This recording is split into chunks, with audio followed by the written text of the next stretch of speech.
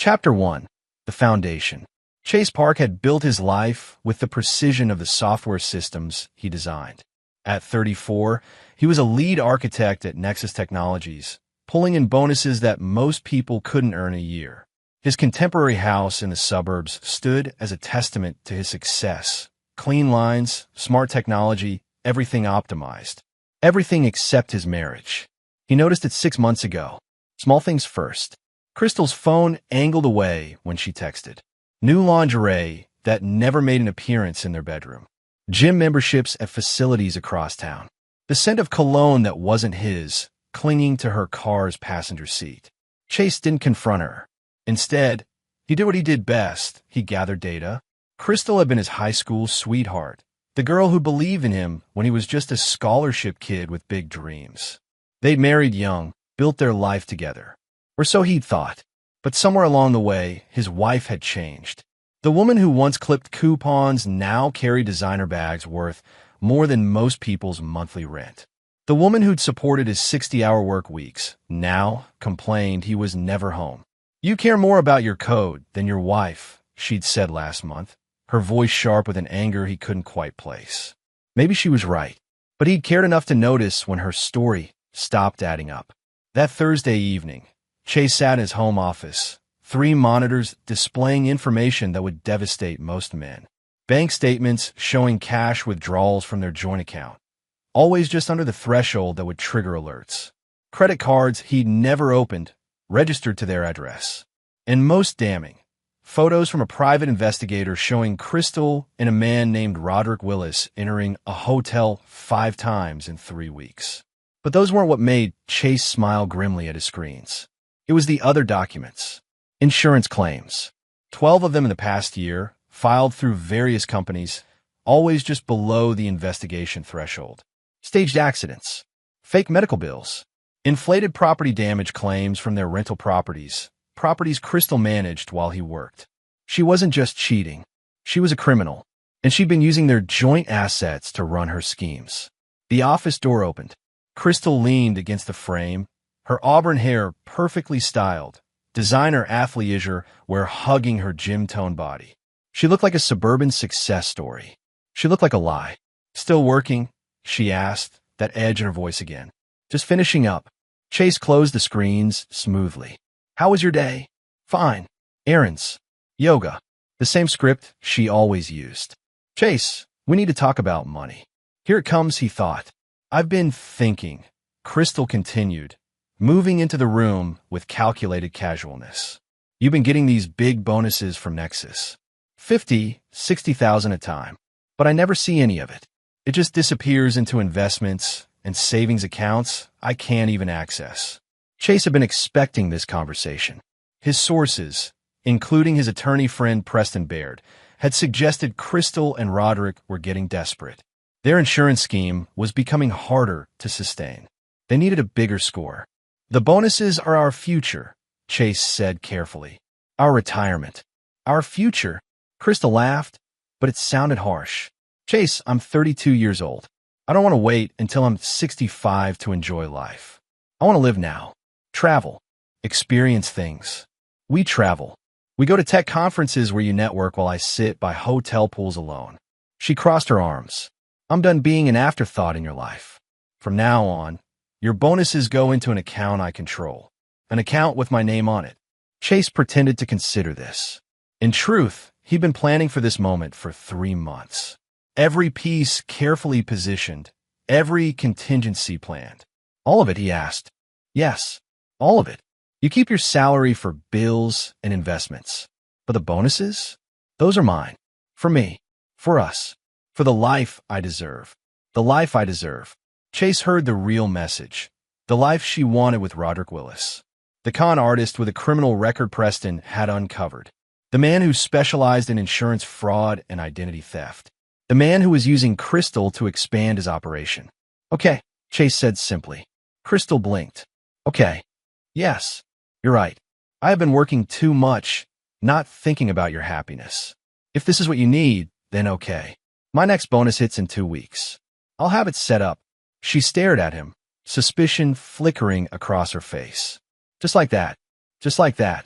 He smiled, and it was genuine, because Chase Park had been planning this for months, and she just walked perfectly into his trap. I'll call the bank tomorrow and set up an account in your name. Full access to my Nexus bonus structure. Crystal's suspicion melted into triumph. Thank you. You won't regret this, Chase. Things are going to be so much better now. She left the room, already pulling out her phone. Texting Roderick, no doubt. Celebrating their victory. Chase pulled up his monitors again, looking at the final piece of his design. The account was ready. The bonus would deposit next Friday. And the following Monday, when Crystal walked into First National Bank to access her windfall, everything would fall apart for her. He'd built his career on creating elegant solutions to complex problems. Now he'd built the perfect trap. All he had to do was wait for the spring to release. Chapter 2. The Conspiracy. The Riverstone Hotel bar smelled of expensive whiskey and cheaper secrets. Chase sat in a corner booth, a baseball cap pulled low, watching Crystal and Roderick Willis meet 2 tables away. They thought they were being discreet. They were wrong. This wasn't his first time observing them. Over the past 3 months, Chase had cataloged their routines with the same precision he applied to debugging code. Tuesday and Friday evenings at the Riverstone. Saturdays at Roderick's apartment downtown. Sundays at a storage unit on the industrial east side. That one had been revealing. Roderick Willis was handsome in a calculated way. Expensive haircut, designer clothes that seemed just slightly too perfect. He looked like a successful businessman. According to Preston's background check, he was a professional con artist with arrests in 3 states. Insurance fraud mostly, but also identity theft, real estate schemes, and one fascinating case of art forgery that had been dismissed on a technicality. The husband's clueless, Roderick was saying, loud enough for Chase to hear over the bar's ambient music. Busy with his computers and his code. Doesn't even notice his wife's attention has moved elsewhere. Crystal giggled, a sound Chase hadn't heard in years. He agreed to everything. The bonus account, my name only. He barely even argued. Because he's a domesticated tech drone, Roderick said dismissively. They're all the same. Smart with numbers, stupid with people. By the time he figures out what's happening, we'll have liquidated everything and disappeared. Chase took a slow sip of his drink, watching them over the rim. Disappeared. So that was the endgame. Take the bonuses, drain what they could from the insurance schemes, and vanish together. Leave him holding the bag for their fraud. The storage unit is full, Crystal was saying now, her voice dropping. 14 staged accidents worth of inventory. Medical equipment, fake receipts, the documents for the phantom tenants. Everything's ready for the final push. And your brother's been filing the claims like we discussed. Chase's attention sharpened. Her brother? Jonathan's been perfect, Crystal confirmed. The medical billing fraud alone is going to net us another 100,000. He's got access to the hospital systems through his admin position. Fake procedures, inflated costs, kickbacks from the billing company. By the time anyone audits it, we'll be gone. Jonathan Lang, Crystal's younger brother, always in financial trouble, always asking Chase for loans. Of course he was involved. The medical billing angle was new intelligence. Chase hadn't caught that piece yet. The bonus deposits Friday, Roderick said. You go to the bank Monday morning, transfer everything to the offshore account we set up. I'll handle liquidating the storage unit inventory. Jonathan files the last batch of insurance claims. By Wednesday, we're on a plane to Costa Rica. What about Chase? What about him? Roderick shrugged. He'll figure it out eventually. Maybe report you missing. By then, we'll have clean identities and $600,000. Crystal hesitated. Chase saw the flicker of something across her face. Guilt? Nostalgia? But it passed quickly. He was good to me once, she said softly. In the beginning. And then he chose his career over you. Roderick's voice turned sharp, manipulative. He made you invisible. He deserves what's coming. Besides, he's got his precious job and his stock options. He'll be fine. We're just taking what you earned, putting up with his neglect. The rationalization settled over Crystal like a comfortable blanket. You're right. I gave him the best years of my life. This is just compensation. Chase watched them for another 30 minutes, documenting their conversation on the recording device hidden in his jacket. Every word was ammunition. Every detail another nail in the coffin he was building. When they finally left, separately, maintaining the illusion, Chase remained in the booth. He pulled out his phone and called Preston Baird. "Tell me you got all that," his lawyer answered. "Every word. They're planning to run Wednesday. Costa Rica, offshore accounts, the works. And the brothers involved? Medical billing fraud through County General Hospital. We need to flag that for investigation." Chase's mind was already working through the new variables. "Can you have someone at the FBI ready for Monday?" "Already arranged. Agent Cora Riley is heading up financial crimes. When your wife walks into that bank, she's going to trigger every red flag we've planted. The account is tagged Chase. The moment anyone tries to access it, alarms go off. And the storage unit? Surveillance is in place. We'll catalog everything they've stored there. Evidence for the insurance fraud case." Chase felt the pieces clicking together. "I need one more thing. Access to Jonathan Lang's hospital records, the fake billing. That's trickier. Medical systems have protection. Preston, I write security software for a living. Give me a legal backdoor, a warrant, subpoena, whatever you need. I'll find the evidence." There was a pause. "You're really going to burn it all down?" "They plan to frame me," Chase said quietly. "Use our joint assets for their schemes, then disappear and leave me holding the liability. Crystal's been forging my signature on documents. Roderick's been using my identity for some of the insurance claims. I found 2 policies with my name that I never opened. They weren't just stealing from me. They were setting me up to take the fall. Then let's make sure they fall instead." Preston's voice carried a grim satisfaction. "Monday's going to be quite a day." After the call ended, Chase sat in the darkened booth, looking at the table where his wife had plotted his destruction. 6 years of marriage, reduced to a con.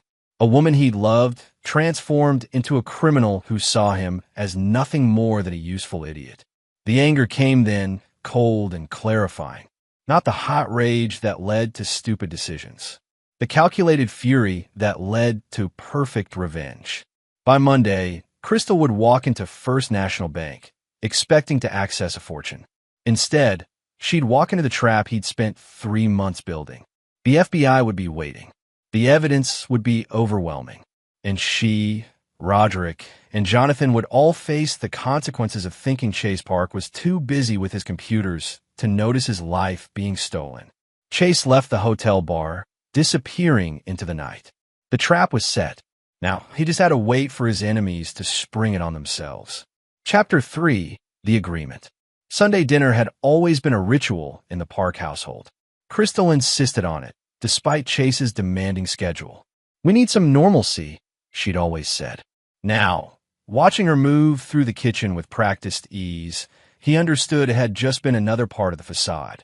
She'd made his favorite, grilled salmon with roasted vegetables. Another manipulation, he realized, softening him up before the final betrayal.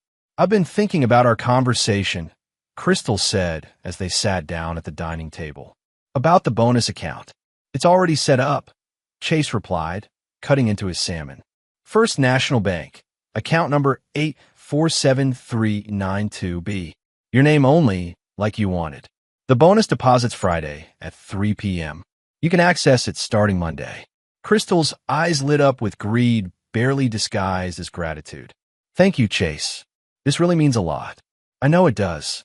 Things have been hard between us," she continued, playing her role perfectly. "I think this fresh start will help. Maybe we can even take that vacation you keep promising. Hawaii? Or maybe somewhere in Europe. Costa Rica," Chase thought. "That's where you really want to go." "Wherever you want," he said aloud. "You deserve it." The doorbell interrupted their meal. Crystal frowned. Who could that be on Sunday evening? "I'll get it," Chase said, already knowing who it was. Jonathan Lang stood on their porch, fidgeting nervously. Crystal's younger brother was 28, but looked older, worn down by gambling debts and poor decisions. He wore hospital scrubs under a jacket, probably coming from a shift at County General. "Johnny," Chase said warmly, playing his own part. "Come in. We're just having dinner. I don't want to interrupt." "Nonsense. There's plenty." Chase led him to the dining room, where Crystal had gone pale. "Johnny, what are you doing here?" The edge in her voice was unmistakable to Chase now. She didn't want her brother around for some reason. I needed to talk to Chase about something. Jonathan looked genuinely uncomfortable. It's fine, Chase said, getting another plate. Sit, eat, then we'll talk. Dinner became awkward, stilted. Crystal kept shooting warning looks at her brother, who avoided her gaze. Chase maintained pleasant conversation, talking about the Nexus project deadlines, the new smart home features he was installing, anything to fill the silence. Finally, with Crystal clearing dishes in the kitchen, Jonathan leaned forward. Chase, I need to confess something. I've done something terrible. Here it comes, Chase thought. Preston had suggested this might happen. Jonathan was the weak link, the one most likely to crack under pressure. What is it? Chase kept his voice concerned, friendly. The hospital. I've been involved in some billing issues. Fraud, actually. Jonathan's words came out in a rush. It started small, just padding a few bills here and there. But it's gotten bigger, and I'm scared. If they audit the system, I'll go to prison. Johnny. Crystal appeared in the doorway, her face fury. What are you doing? I can't do this anymore, Crystal. Jonathan stood up, agitated. I'm not like you. I'm not built for this. Chase deserves to know. Deserves to know what? Crystal's voice could have cut glass. Chase stood, positioning himself between them. Everyone calmed down. Johnny, what exactly have you been doing at the hospital? Billing fraud. Fake procedures, inflated costs. But Crystal, he looked at his sister miserably. She's been running a bigger operation. Insurance scams, staged accidents. She got me involved, said it was easy money that you'd never notice. Shut up, Crystal screamed. But Jonathan couldn't stop now. She's planning to leave you, Chase. Take all your money and run with some guy named Roderick. They've been planning it for months. The storage unit, the offshore accounts, everything. I can't be part of it anymore. Crystal's face went through several emotions. Rage, fear, calculation. Then she settled on cold defiance. You idiot. You weak, pathetic idiot. You've ruined everything. I've ruined things? Jonathan laughed bitterly. You've been committing felonies. Using me. Using Chase. Using everyone around you for your schemes. Chase held up his hands. Everyone stop. He looked at Jonathan, his expression carefully controlled. You said she's planning to leave. With money from my bonus account. Yes, Jonathan whispered. Monday. She's supposed to transfer everything to an offshore account. Then they're flying to Costa Rica on Wednesday. I see. Chase turned to Crystal slowly. Is this true? Crystal's mask shattered. The woman standing in his dining room wasn't the girl he'd married. She was a stranger, eyes hard with contempt. You really thought I'd stay married to you forever?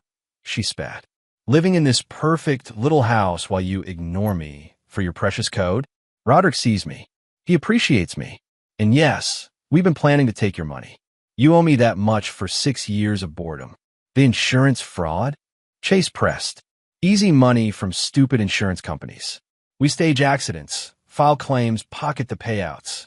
I've been good at it too. Built up quite a nest egg. And the medical billing? Johnny's contribution. Fake procedures, inflated bills. The healthcare system is so bloated, nobody notices. And framing me? Chase's voice stayed level. Using my identity for some of those insurance policies? Crystal smiled, cruel and beautiful. Insurance to our insurance. If things went south, you'd take the fall. The clueless husband, too busy working to notice his wife's extracurricular activities. Jonathan made a sound like a wounded animal. Crystal, how can you? Shut up, Johnny. You were always too weak for this. Just like Chase. She looked at her husband with naked disdain. So now you know. What are you going to do about it? Call the police? With what evidence? My word against yours. Chase pulled out his phone. He pressed a button, and her voice filled the room from the speaker. The storage unit is full. 14 staged accidents worth of inventory. The recording played for 30 seconds before Chase stopped it. Crystal's face went white. You were at the Riverstone. Every Tuesday and Friday for 3 months, Chase confirmed. I've documented everything. The affair, the insurance fraud, the medical billing. Preston has copies. So does the FBI. The FBI? Crystal's voice cracked. Agent Cora Riley, Financial Crimes Division. She's been very interested in your operation. Chase moved closer to her, And for the first time, Crystal stepped back. The account you're planning to access tomorrow? It's tagged. The moment you try to withdraw that money, you're going to trigger an investigation. The storage unit is under surveillance. Roderick's apartment is being monitored, and Johnny's hospital access is about to be audited. You set this all up? Crystal's defiance crumbled into disbelief. I'm a software architect. I design systems for a living. This was just another system, one designed to catch criminals. Chase's voice carried no anger now, just cold finality. You thought I was too busy to notice. You were wrong. I noticed everything. Jonathan sank into a chair, his head in his hands. I'm going to prison. Probably, Chase agreed. But you coming here tonight shows some conscience. That might help. Crystal, on the other hand, he looked at his wife. You're going to prison for a very long time. Insurance fraud, identity theft, conspiracy to commit fraud, possibly even tax evasion, depending on what the IRS finds.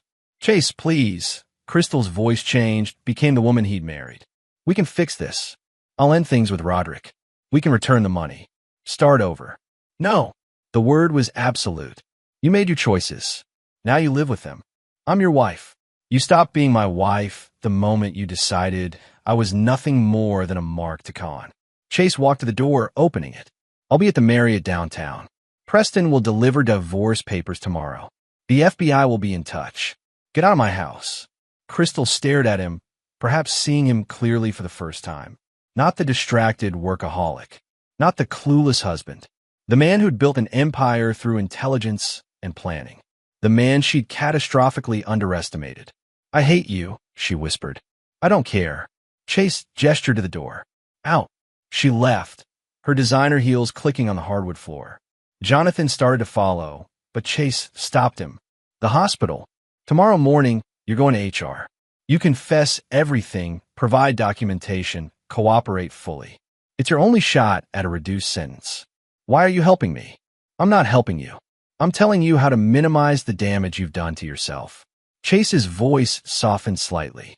You had a conscience. You tried to warn me. That counts for something. After they left, Chase stood alone in his perfect house. The silence was profound. 6 years of his life, revealed as an elaborate lie. A wife who'd seen him as nothing more than a meal ticket. Conspirators who'd thought him too stupid to notice their betrayal. Tomorrow, they'd all learn different. Chase pulled out his phone and called Preston. It's done. She knows I know. Jonathan cracked and confessed. Everything's in motion. The FBI is ready. Surveillance team is positioned. When she walks into that bank tomorrow, it ends. Chase finished. It all ends tomorrow. He hung up and walked through the house, turning off lights, setting security systems. His home, his life, his rules, and tomorrow his justice. Chapter 4. The Bank. First National Bank opened at 9 a.m. Monday morning, but Crystal Park was waiting in the parking lot at 8:30, her hands gripping the steering wheel of her BMW. Inside her designer purse was account information for 847,392B, the account that would change everything. She'd barely slept. The confrontation with Chase kept replaying in her mind, his cold voice, his absolute certainty. But Roderick had talked her down during their midnight call. He's bluffing, Roderick had insisted. He wants to scare you, but he won't actually turn you in. You're his wife. There's still love there, even if he won't admit it. Just get the money and meet me at the airport. We'll be gone before he can do anything. Crystal wanted to believe him. The account existed. Chase had confirmed the number. If it was a trap, why give her real access? Maybe he really was just trying to intimidate her into staying. At 8:55, she walked into the bank, her Louboutin heels clicking on polished marble. She'd dressed for success, power suit, perfect makeup. She looked like a woman who belonged in a bank, moving serious money. Ella McCoy, the branch manager, greeted her with professional warmth. Mrs. Park, welcome. How can we help you today? I need to access account 847,392B, Crystal said, sliding the paperwork across the desk. Full transfer to this routing number. She provided the offshore account information Roderick had set up. Ella's fingers moved across her keyboard. Of course. Let me just pull up the account details. Her expression changed. Subtle, but Crystal caught it. The smile became fixed. The manager's eyes flickered to her screen, then to Crystal, then back to the screen. Is there a problem? Crystal asked. Just give me one moment. Ella's voice stayed professional, but her hand reached for her desk phone. Mr. Jarvis, could you come to my office, please? Bring the Hendricks file. Warning bells screamed in Crystal's head. What's the Hendricks file? Just a formality for larger transfers, Ella said smoothly. But she wasn't looking at Crystal anymore. A security guard had appeared near the door, casual but positioned, watching. Colton Jarvis, the bank's vice president, entered the office. He was a heavy-set man in an expensive suit, and his face was grim. Mrs. Park, he said, I'm afraid we have a situation. What situation? Crystal's voice rose. I just want to access my account. This account, 847392B, has been flagged by federal authorities. There are several holds on it pending investigation into fraudulent insurance claims filed under your name and your husband's name. Crystal's heart stopped. That's impossible. I'm afraid not. Colton pulled out a tablet, showing her a screen full of red flags. The account was established by your husband, Chase Park, in cooperation with the FBI's Financial Crimes Division. It's been seeded with what's called marked funds, money that can be traced through any transaction. The moment anyone attempts to access or transfer these funds, we're required by law to notify federal authorities and freeze all associated accounts. No, the word came out as a whisper. No, this isn't. Additionally, Colton continued, his voice measured. There are warrants being executed this morning for your arrest and the arrest of Roderick Willis on charges of insurance fraud, identity theft, and conspiracy to commit wire fraud. The office walls seemed to close in. Crystal's vision tunneled. Chase set this up. He trapped me. Your husband has been cooperating with federal investigators for 3 months, Ella said, her professional mask slipping to show something harder. He provided extensive documentation of your fraudulent activities. The storage unit on East Industrial Boulevard is currently being searched. Hospital billing records from County General are being audited, and Mr. Willis's apartment is being raided as we speak. Crystal lunged for her purse, grabbing her phone. She had to warn Roderick, had to. I wouldn't do that, Agent Cora Riley said, stepping into the office. She was a tall woman in her 40s, FBI credentials displayed on her belt. Any attempt to contact your co-conspirators will add obstruction of justice to your charges. This is insane, Crystal screamed. I haven't done anything wrong. Mrs. Park, we have recordings of you discussing insurance fraud with Mr. Willis. We have physical evidence from the storage unit. We have forged documents bearing your husband's signature. We have medical billing records your brother altered. Cora's voice was implacable. You have the right to remain silent. The Miranda rights washed over Crystal like ice water. FBI agents were taking her purse, her phone, her car keys. Handcuffs clicked around her wrists. Chase won't get away with this, Crystal said desperately. He's involved too. He knew about everything. Your husband reported your crimes to federal authorities and cooperated fully with our investigation, Cora replied. He's a witness, not a defendant. We verified he had no knowledge of or involvement in your fraudulent activities until he discovered them 3 months ago. They let her out of the bank in handcuffs. Other customers stared. The security guard who'd been watching the door looked away. Crystal's perfect facade shattered in First National Bank's marble lobby, destroyed by the husband she'd thought was too stupid to fight back. In the parking lot, she saw more FBI vehicles. Agents everywhere. This wasn't just her arrest. This was a coordinated takedown. Roderick, she asked weakly. In custody, Cora confirmed. Arrested 30 minutes ago at his apartment. He tried to run. It didn't go well. As they loaded her into the federal vehicle, Crystal caught her reflection in the tinted window. Mascara running, designer suit rumpled, handcuffs glinting. The woman staring back looked nothing like the confident person who'd walked into the bank. Chase had warned her. Last night, he'd told her exactly what would happen, and she'd walked right into it anyway, too greedy to believe he could actually orchestrate her downfall. The car pulled away from First National Bank. Through the window, Crystal could see her BMW being towed by federal authorities. Evidence, they'd said, used in the commission of crimes. Everything she'd worked for, every dollar she'd stolen, every lie she'd told, all of it collapsed in one morning, in one perfectly executed trap.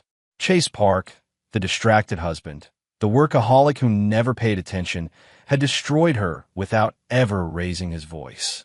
Chapter 5. The Unraveling. Chase sat in Preston Baird's law office, watching multiple monitors display the morning's events in real time. Federal raids, arrests, evidence collection, his trap springing perfectly on all fronts. Roderick Willis tried to fight back, Preston narrated, pointing to one screen. Resisted arrest, tried to destroy his laptop. That's additional charges. And Jonathan showed up at County General HR at 7 a.m., like you told him. Full confession, complete documentation. They immediately suspended him and called the authorities, but his cooperation should help during sentencing. Preston pulled up another feed.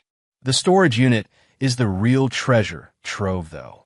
The surveillance footage showed FBI agents cataloging items, fake medical equipment, staged accident props, forged documents, even a folder labeled Park Insurance Claims, with Chase's forged signature on multiple policies. They were systematic, Chase observed. Professional. This wasn't amateur hour. No, Roderick's been running cons for 15 years. Crystal was his best protege. Preston pulled up a background file. We dug deeper into Willis after his arrest. He's wanted in California for a real estate scam, Nevada for a casino con. Your wife picked a real winner. Chase felt nothing looking at Roderick's mugshot. The man looked smaller in custody, deflated without his designer clothes and confident smirk. What's the federal prosecutor saying? Chastity Sweeney is thrilled. She's been trying to nail Roderick for years, but he always slipped away. Now she's got him cold, plus 2 co-conspirators and enough evidence to bury all of them. Preston handed Chase a summary. Conservative estimate. Crystal's looking at 8 to 12 years federal prison. Roderick, 15 to 20 with his priors. Jonathan, maybe 3 to 5 if he maintains his cooperation. The offshore account, frozen, $127,000 in it, all from fraudulent insurance claims. That money goes back to the insurance companies they defrauded. Chase studied the evidence logs. 14 staged accidents, 23 fraudulent insurance claims, 38 forged documents. His wife had been busy. There's something else, Preston said quietly. The hospital audit uncovered more than just Jonathan's fraud. Crystal had been working with a billing company that was running a massive Medicare fraud scheme. Fake patients, phantom procedures. The FBI estimates they defrauded Medicare for over $400,000. She was in deeper than I thought. Way deeper. The billing company owner, some guy named Augustus Hendricks, rolled over immediately. Gave up everyone involved, including Crystal. He's claiming she was the mastermind who brought him into the insurance fraud side.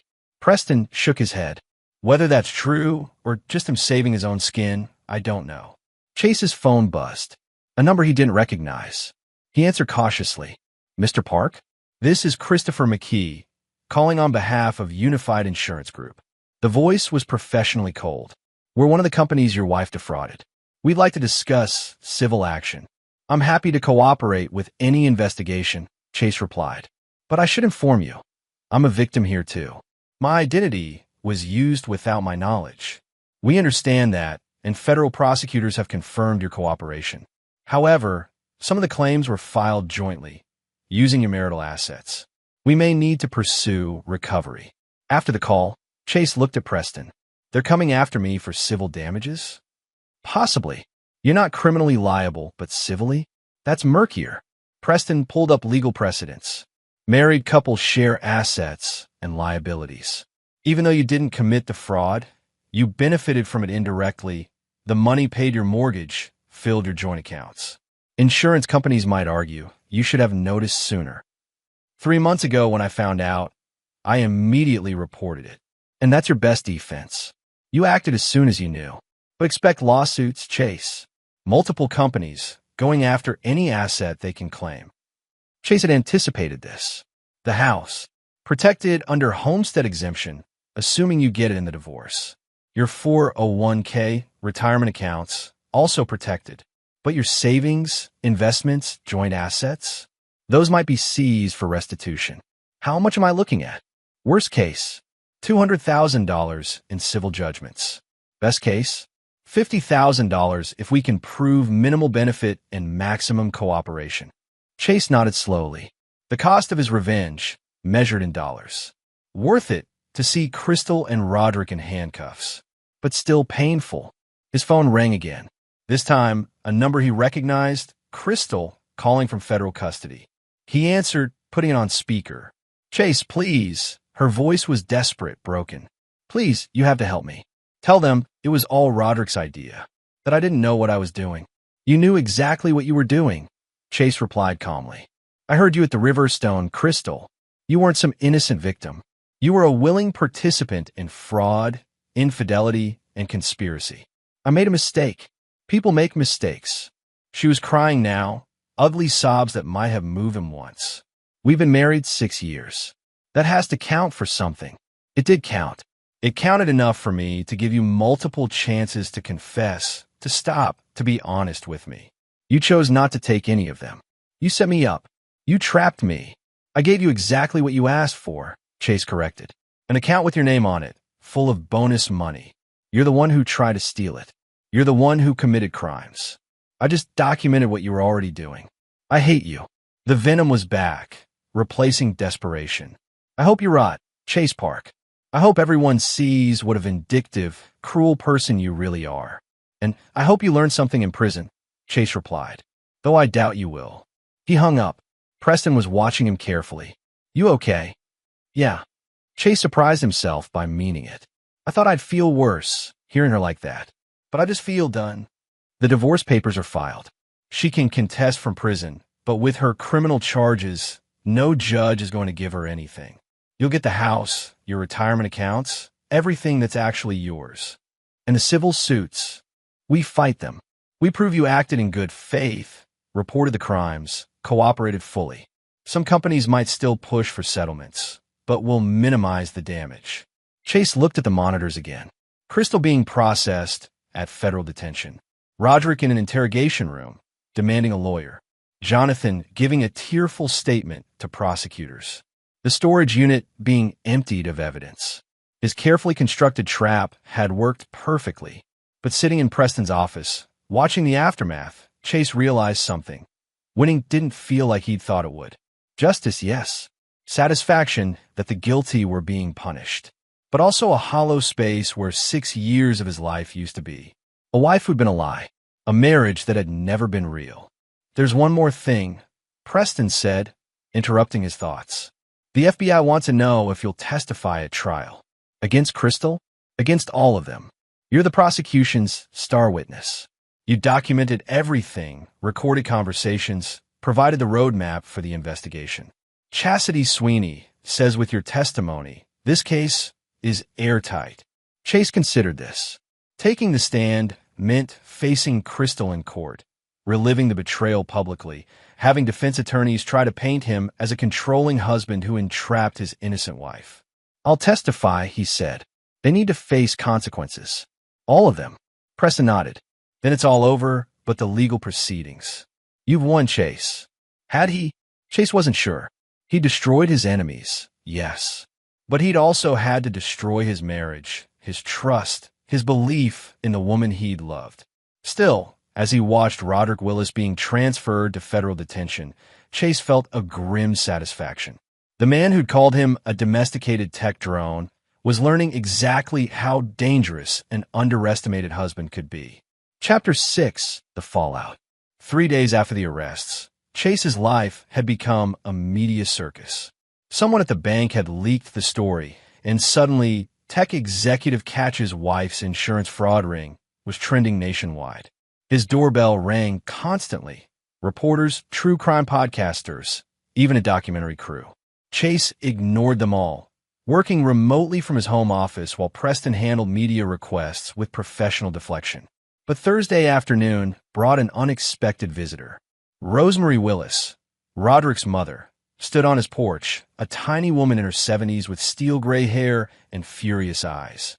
You destroyed my son, she said when Chase opened the door. Your son destroyed himself, Chase replied evenly. I just documented it.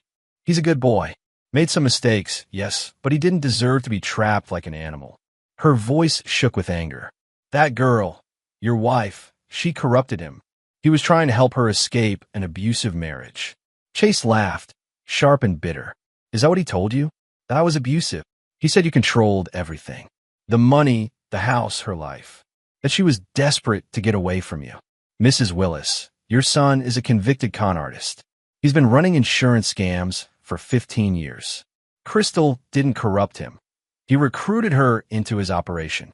Chase pulled out his phone, showing her the FBI's report on Roderick's criminal history. These are his arrests. 3 states, 9 charges, multiple victims. Your son is not a good person. Rosemary's face paled as she read. No. Roddy said those were all misunderstandings. False accusations. Their convictions, Mrs. Willis. Court records. He served time in California. Chase's voice softened slightly. I understand he's your son, but he's also a criminal who targeted my wife, used her to expand his fraud ring, and planned to leave me holding the liability for their crimes. I'm sorry you're hurt, but Roderick made his choices. She stared at him, tears forming. He's all I have. Then I'm sorry for that too. But it doesn't change what he did. After she left, Chase felt something crack inside him. He'd been operating on cold logic for months, planning, executing, winning. But seeing a mother's grief over her son's crimes reminded him that his victory had casualties beyond just the guilty. Preston arrived an hour later with more news. Jonathan Lang was charged this morning. 3 counts of medical billing fraud, conspiracy. But the prosecutor is recommending a plea deal, 18 months in federal prison, 3 years supervised release, full restitution. In exchange, he's testifying against Crystal and the billing company owner. Fair enough, Chase said. Also, Crystal's attorney reached out. She wants to negotiate a plea. Absolutely not. Preston raised an eyebrow. Chase, a plea deal could end this faster. You wouldn't have to testify, wouldn't have to go through a trial. No, Chase interrupted. She committed crimes, multiple felonies. She tried to frame me for her fraud. She gets a trial, and if the jury convicts her, and they will with the evidence we have, she gets the maximum sentence. No deals, no mercy. Okay. Preston studied him. You know that sounds vengeful, right? It is vengeful, Chase admitted. But it's also just. She didn't just cheat on me, Preston. She committed federal crimes using my identity. She put me at risk for prison time. If I'd been less careful, less thorough in documenting my innocence, I could be in a cell right now instead of her. So no plea deals. She faces everything she did. The doorbell rang again. This time it was Bethany Frost, Crystal's friend from yoga class. Chase recognized her from photos. I need to talk to you about Crystal, Bethany said, pushing past him into the house before he could stop her.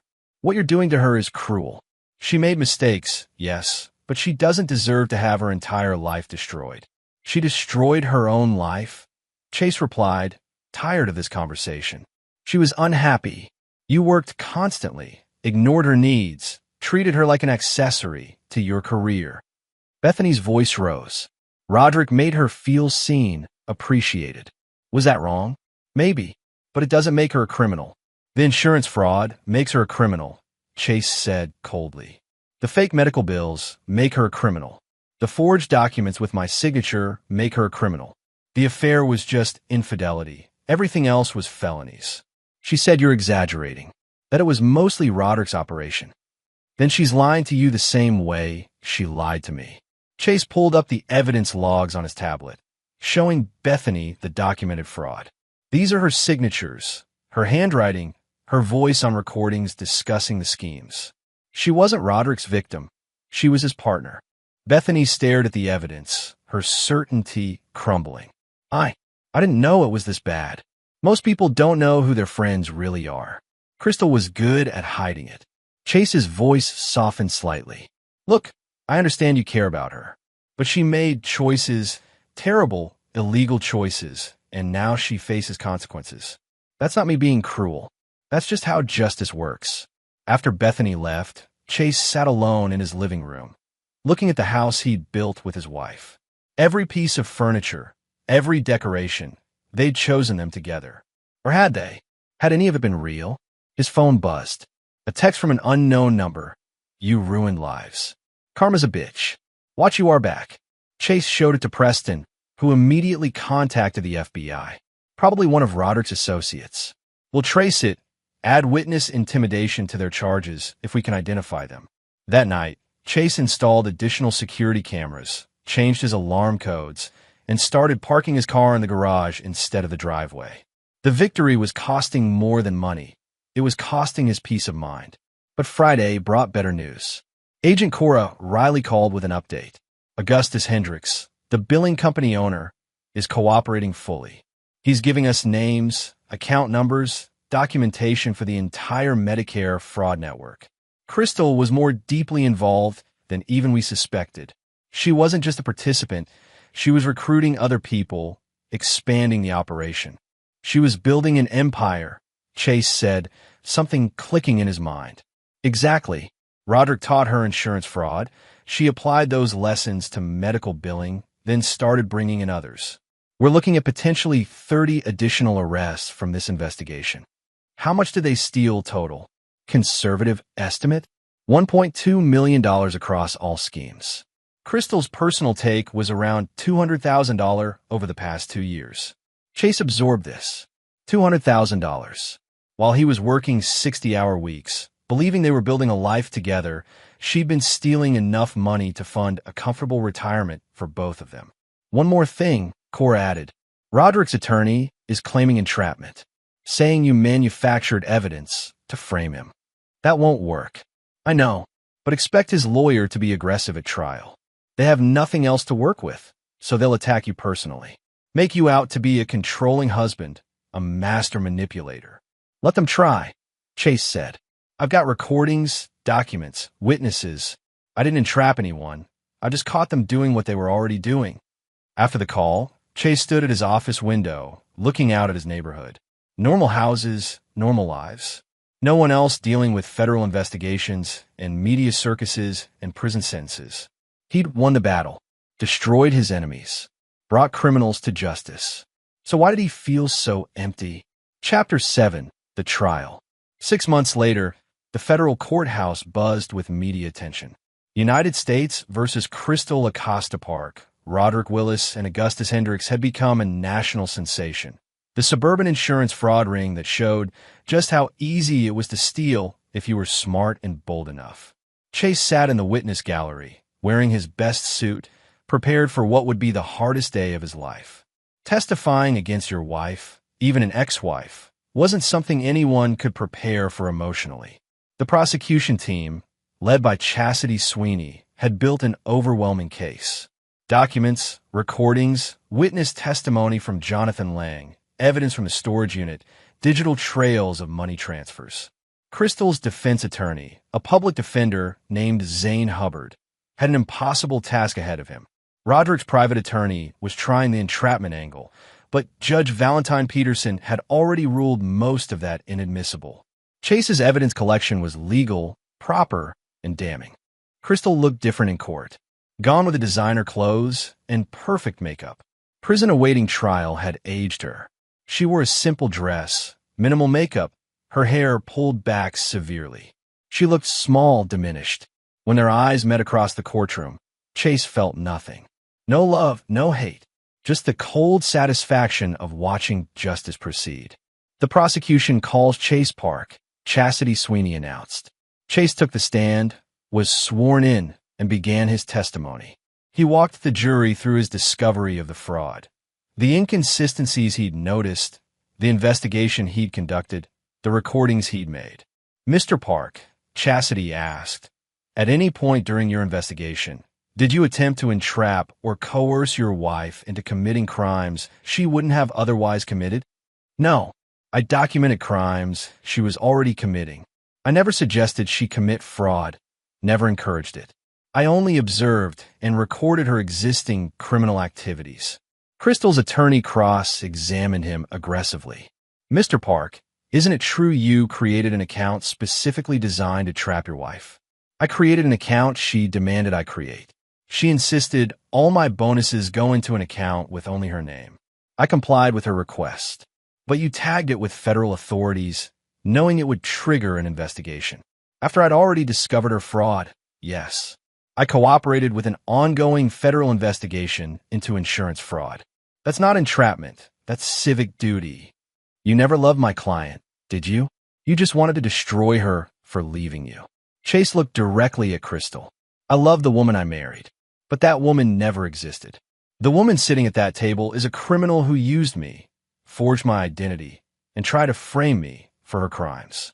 I didn't destroy her. She destroyed herself. The trial lasted 3 weeks. Jonathan Lang testified about the medical billing fraud, explaining how Crystal had recruited him and orchestrated the schemes. Augustus Hendricks testified about the Medicare fraud network. Agent Cora Riley walked the jury through the evidence. The most damaging testimony came from the insurance investigators themselves, describing how Crystal and Roderick's staged accidents were sophisticated, well-planned operations. Fake medical records, choreographed witness statements, professional quality documentation. These weren't crimes of opportunity, one investigator testified. This was organized fraud on a significant scale. Roderick's defense tried to paint Crystal as the mastermind, claiming she'd manipulated him. Crystal's defense tried to paint Roderick as the manipulator. They destroyed each other's credibility in the process. The recordings Chase had made at the Riverstone Hotel played for the jury. Crystal's voice, clear and unrepentant. Chase is clueless. By the time he figures out what's happening, we'll have liquidated everything and disappeared.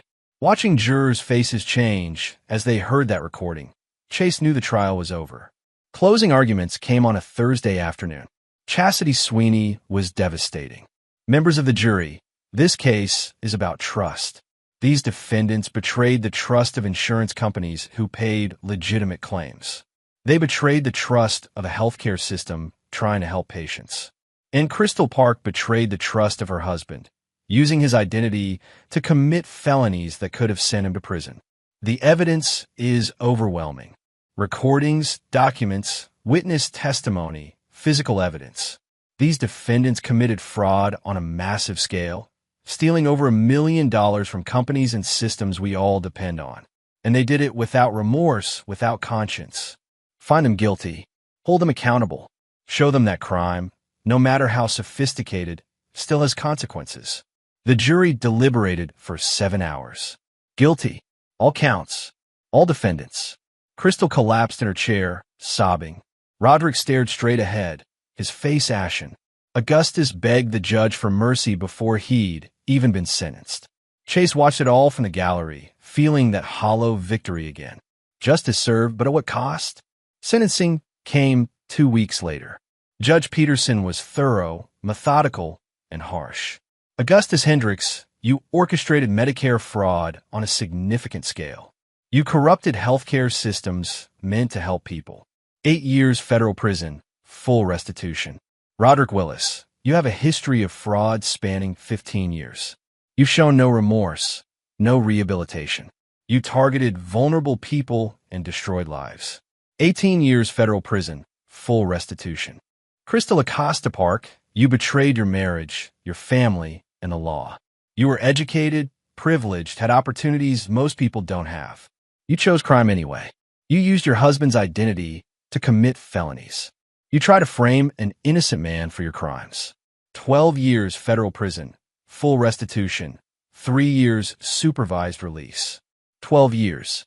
Crystal would be 44 when she got out, her youth gone, her future destroyed. As federal marshals led her away, she turned back to look at Chase one final time. Her mouth formed words, "I'm sorry." Too late, Chase thought. Far too late. Chapter 8, The Aftermath. The civil lawsuits started immediately after the criminal trial concluded. Unified Insurance Group, National Trust Insurance, Healthcare Billing Services, Medicare, every company Crystal and her conspirators had defrauded wanted restitution. Chase sat in Preston's conference room, reviewing settlement offers. They're being reasonable, Preston explained. They know you're a victim too, that you cooperated fully. Most are offering to settle for minimal amounts, $15,000 to $25,000 each. Total, About $85,000 across all companies. We can negotiate lower, maybe get it down to $65,000. They mainly want to close the books. Chase did the math. His savings would take a hit, but he'd survive. The house was protected, his 401k untouchable, his salary intact. Counter with $60,000 total. Tell them it's final. Preston nodded. They'll take it. No one wants to drag this out. And the divorce? Finalized last week. The house is yours, all assets properly divided. Crystal signed everything from prison. Her attorney advised her not to fight. With her criminal conviction, no judge would have given her anything anyway. Chase owned his home outright now. Everything Crystal had touched, removed. New furniture, new decorations, new life. But the house felt empty. Work had been understanding, but distant. Nexus Technologies had kept him on staff, but the media attention made everything awkward. His colleagues didn't know how to talk to him. Was he the victim? The hero? The vengeful husband? Chase was starting to realize he was all three. His phone rang, a number he didn't recognize. He almost didn't answer, tired of reporters and attorneys and chaos. But something made him pick up. Chase? It's Jonathan, Crystal's brother, currently serving his 18-month sentence at a minimum security federal prison camp. What do you want, Jonathan? I wanted to apologize. For everything. For being weak, for getting involved in Crystal's schemes, for not warning you sooner. His voice was heavy with regret. I've had a lot of time to think in here. About choices, consequences. You testified against them. That took courage. It was too late, though. I should have stopped it before it started. Should have told you the first time Crystal proposed the medical billing fraud. A pause. She was my sister. I wanted to believe she wouldn't really hurt you. But she did. Yeah, she did. Another pause. The counselors here, they've been helping me understand something. Crystal wasn't always bad. Something changed in her. Maybe it was feeling ignored. Maybe it was meeting Roderick. Maybe it was just greed. But the sister I grew up with, she wouldn't have done these things. Chase wanted to argue, but couldn't. He'd seen glimpses of that better person too, in the early days of their marriage. Before the designer bags and the lies and the fraud. People change, Chase said finally. Sometimes for the worse. I'm trying to change for the better. I'm taking classes here, learning accounting properly this time. When I get out, I want to make things right. Not just legally. I'm paying restitution, but morally. Good luck with that, Chase said and meant it. After the call, Chase sat in his empty house, thinking about change and choices and consequences. The doorbell rang. He opened it to find Sophia Bryant, a woman in her late 30s wearing business casual and a warm smile. Mr. Park? I'm a producer for American Justice Stories. We're doing a documentary about insurance fraud, and your case is the centerpiece.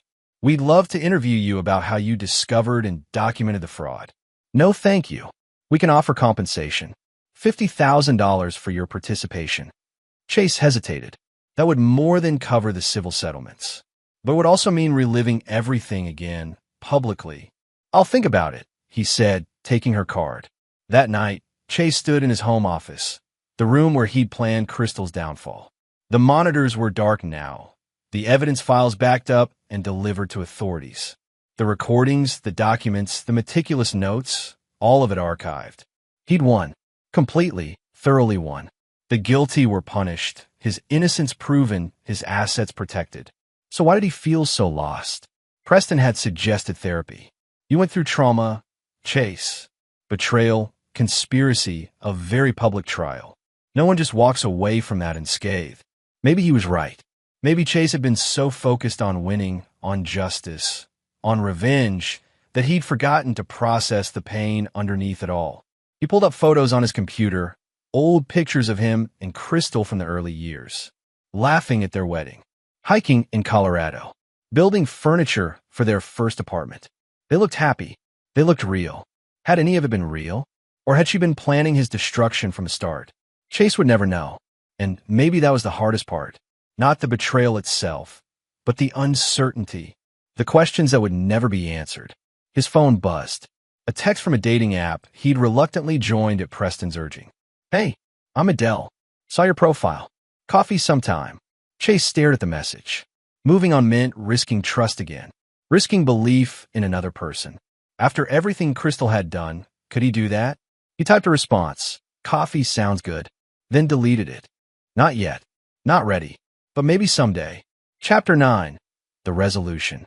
1 year after the trial, Chase Park stood in the auditorium at Nexus Technologies, addressing a room full of cybersecurity professionals. Financial fraud and personal relationships. He began, his presentation displayed on screens behind him, is more common than most people realize. According to the FTC, over $500 million is lost annually to romance scams and domestic financial abuse. What happened to me wasn't unique. It was just well documented. The audience listened intently. Chase had become something of an expert on fraud detection, giving talks at companies and conferences about protecting yourself from financial manipulation. The key is documentation, he continued. Not paranoia. You shouldn't monitor your spouse like a suspect unless you have reasonable suspicion. But basic financial literacy, joint account transparency, and paying attention to red flags can prevent significant harm. After the presentation, several people approached with questions and stories. A woman whose husband had been secretly gambling away their savings.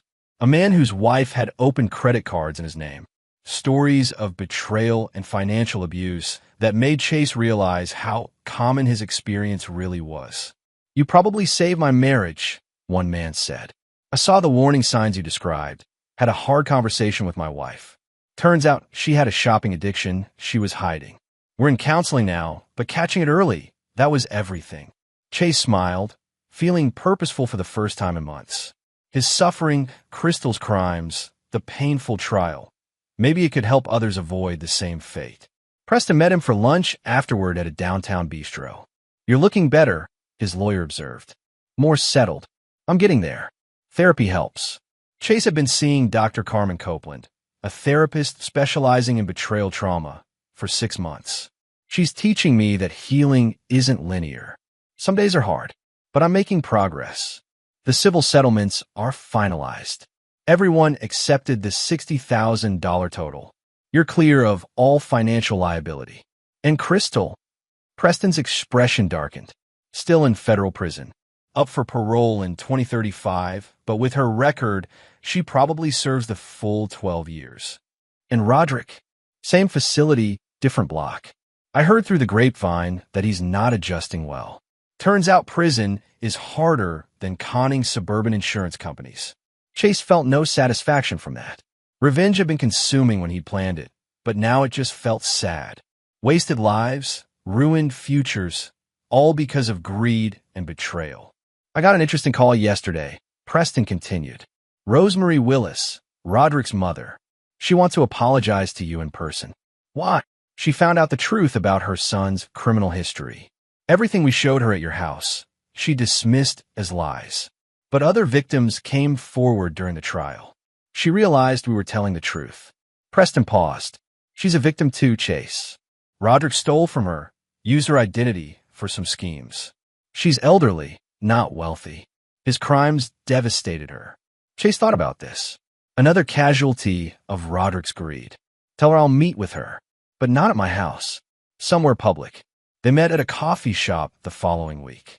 Rosemary looked older than when she'd appeared on his porch, worn down by truth and betrayal. Mr. Park, she began, her voice trembling, I was wrong. About you, about Roddy, about everything. I thought I'd raise a good boy, thought the world was against him. But he's a criminal, and he used me the same way he used you. I'm sorry, Chase said, and meant it. He stole my identity, took out credit cards in my name, used my Medicare information for fake claims. I'm $40,000 in debt because of my own son. Tears ran down her weathered face. The FBI says I'm not liable since I'm a victim, but clearing my credit is a nightmare. And knowing my boy did this to me. Chase reached across the table, taking her hand.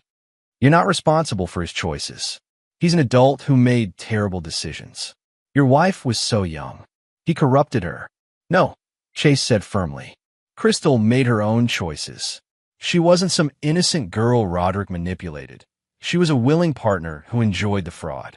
I've had to accept that. The woman I married never existed. She was always capable of this. She just hid it well. They talked for an hour. Two people devastated by the same criminals, finding common ground in their betrayal. When they parted, Rosemary hugged him. "You're a good man, Chase Park. I hope you find happiness again." Chase thought about that as he drove home. Happiness. What did that even look like now? His phone buzzed. Adele again, the woman from the dating app. She'd been persistent but patient, sending occasional messages without pressure. "Still interested in that coffee? No pressure if you're not ready." Chase pulled over, staring at the message. Dr. Copeland had been encouraging him to try dating again, to not let Crystal's betrayal poison all future relationships. "Tomorrow at 2 p.m., he typed. "There's a good cafe near my office." Her response was immediate. "Perfect. Looking forward to meeting you." Chase sat in his car, feeling something unfamiliar. Not quite hope, not quite happiness, but something lighter than the weight he'd been carrying. 6 months later, Chase stood in his remodeled home office, video chatting with a young couple in Nevada. "We think my wife's brother might be committing fraud," the husband explained. "Small things at first, borrowed money he never repaid, weird financial requests. But now he's asking for access to our accounts, talking about investment opportunities that sound too good to be true." "Trust your instincts," Chase advised. "Document everything. Don't give him access to your accounts. And consider hiring a private investigator if you have serious suspicions. But also, talk to your wife. Open communication is critical." After the call, Chase smiled. He'd been consulting on fraud cases for 6 months now, helping people identify and prevent financial manipulation. It felt good, using his terrible experience to protect others. Adele appeared in the doorway, holding 2 mugs of coffee. They'd been dating for 4 months, slowly, carefully, with complete transparency. She knew his history, understood his caution. "How'd it go?" she asked, handing him a mug. "Hopefully stopped a fraud before it started." He pulled her close. "Thanks for understanding when I have to take these calls. Hey, you're doing important work. Besides," she grinned, "I think it's sexy when you go into fraud prevention mode." Very detective noir. Chase laughed, genuinely happy for the first time in years. The house wasn't empty anymore. His life wasn't defined by betrayal and revenge. He was building something new, something real. The doorbell rang. A courier with legal documents, final paperwork from the last civil settlement, closing that chapter completely. Chase signed a receipt, feeling the weight lift. No more lawsuits. No more trials. No more looking over his shoulder. That evening, he and Adele sat on his back deck, watching the sunset. She was a teacher, smart and funny and refreshingly honest about everything. No secrets, no schemes, just a woman who'd been through her own difficult divorce and understood that trust had to be earned. "You ever think about her?" Adele asked. "Crystal?" Sometimes, Chase admitted. "Mostly I wonder what broke in her that made fraud seem acceptable. Was it always there? Did I miss warning signs? Could I have stopped it?" You know what Dr. Copeland would say. You're not responsible for other people's choices. "Yeah, I know." Chase squeezed her hand. "I'm getting better at believing it." "Good. Because the Chase Park I'm getting to know is kind, smart, and decent. Whatever Crystal did, that's on her." They sat in comfortable silence, watching nightfall. Chase thought about the past year, the investigation, the trap, the trial, the aftermath, the empty victory that had slowly filled with purpose. He destroyed his enemies thoroughly. Crystal would serve 12 years. Roderick would serve 18. Augustus had cooperated his way to 8. Jonathan would be out soon, hopefully rehabilitated. The fraud ring was completely dismantled, with 30 additional arrests stemming from the initial investigation. Justice served. Lives ruined. The question was, had it been worth it? Chase looked at Adele, thought about the people he'd helped with his consulting, considered the peace he'd finally found. Maybe it had been. Not the revenge itself. That had just been necessary. But what came after? Using his experience to protect others, rebuilding his life, learning to trust again. His phone buzzed. An email from the documentary producer, Sophia Bryant. American Justice Stories had aired last month, featuring Chase's case prominently. The response had been overwhelming. Thousands of people sharing their own stories of financial betrayal, asking for advice. "Mr. Park, we've been contacted by a major publisher interested in having you write a book about fraud prevention in personal relationships. Would you be interested in discussing this opportunity? Chase showed the email to Adele. A book. You should do it. You have important knowledge to share. It means reliving everything again, publicly, but it also means helping thousands of people avoid what you went through. That's worth something, isn't it? Chase thought about all the victims he'd talked to over the past year. The people who'd thanked him for sharing his story, for giving them tools to protect themselves. If a book could help more people, maybe the pain had a purpose beyond just revenge. I'll consider it, he said, marking the email for follow-up. That night, lying in bed, Chase thought about the man he'd been 2 years ago. The workaholic husband too busy to notice his marriage crumbling. The trusting partner who'd believed his wife's lies. The victim who'd been systematically defrauded by people he loved. That man was gone, destroyed along with his marriage. In his place was someone harder, warier, but also wiser. Someone who understood that trust without verification was naivete. That love without transparency was vulnerability. That justice, while satisfying, couldn't heal all wounds. But also someone capable of rebuilding, of helping others, of finding happiness again, carefully and cautiously, with open eyes. Chase Park had set the perfect trap, destroyed his enemies, and won his battle completely. The victory had been earned through intelligence, planning, and cold determination. Now came the harder work, living with that victory, building a life beyond revenge, and learning to be happy again. As he drifted off to sleep, Adele's breathing soft beside him, Chase realized something. He was going to be okay. The trauma would always be there. The betrayal would always hurt. But he was healing, growing, moving forward. Crystal Park was in federal prison, paying for her crimes. Roderick Willis was facing 18 years behind bars. His con artist career ended. The fraud ring was dismantled, its victims partially compensated. And Chase Park was finally, truly free. The ending wasn't just in his favor. It was earned. Through pain, planning, and perseverance. Through justice served and lessons learned. Through the hardest kind of victory, the one where you win but still have to keep living afterward. He'd done that. He was doing that. And somehow, against all odds, that was enough. And there you have it. Another story comes to an end. What did you think? I'd love to hear your thoughts in the comments below. If you enjoy this story, consider joining our community by subscribing. It means the world to us. For more stories like this one, check out the recommended videos on screen. And I'll see you there.